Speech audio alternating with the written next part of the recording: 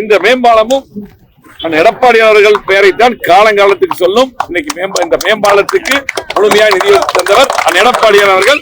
ஆத்துப்பாலம் முக்குளம் மேம்பாலங்கள் 479 கோடியிலே தந்தார்கள். இன்னைக்கு அது சிறப்பான முறையில் வாகனங்கள் மக்கள் சென்று கொண்டிருக்கிறார்.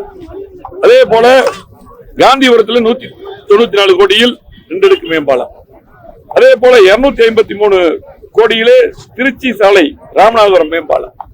அதே போல 66 கோடியில் கவுண்டம்பாளையம் மேம்பாலம், 86 கோடியில் பெருநாயக்கம்பாளையம் மேம்பாலம், அதே போல ஜிஎன் மில்ஸ் அடுத்த ஒரு மேம்பாலம், 42 கோடியிலே காரமடை மேம்பாலம், அதே போல 58.8 கோடியில் பாத்தீங்கன்னா இருகூர் பீளமேடு, அதே போல போத்தனூர் ரயில்வே மேம்பாலங்கள் எல்லாம் எடப்பாடி அவர்கள் தந்தார்கள்.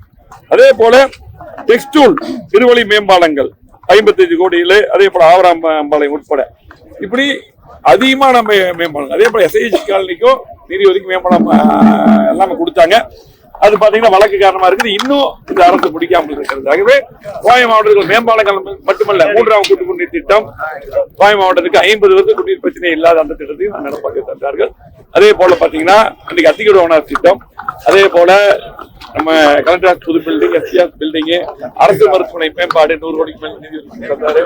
ஆகவே அத்தனை சாலைகளும் எல்லா முக்கியமான சாலைகள், Trichy road, Avinashi road, Pollachi road, Palakkad main road, அதே போல பாத்தீங்கன்னா Mettupalayam road, Thondamuthur road, Siruvani road, இருக்கக்கூடிய சத்தி ரோடு, அத்தனை சாலைகளும் மேம்படுத்தி தந்தது எடப்பாடி அவர்கள். ஆகவே இந்த மேம்பாலமும் எடப்பாடி அவர்கள் பெயரைத்தான் காலங்காலத்துக்கு சொல்லும். இன்னைக்கு இந்த மேம்பாலத்துக்கு முழுமையாக நிதி தந்தவர் எடப்பாடியார் அவர்கள்.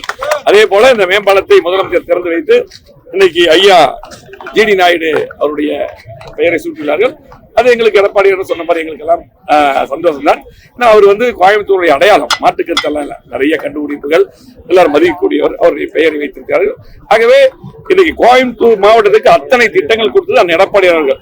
திராவிட முன்னேற்ற கழகம் சிறந்து வைத்தாலும் கூட அவர்கள் இந்த மேம்பாலத்தையே இன்னொரு அறிவு செஞ்சிருக்காங்க. இதை நாங்க நீளம் பொருள் நீட்டிக்கு போறோம்னு சொல்லியிருக்காங்க. அதுக்கு அவர்கள் நிதி ஒதுக்க வேண்டும்.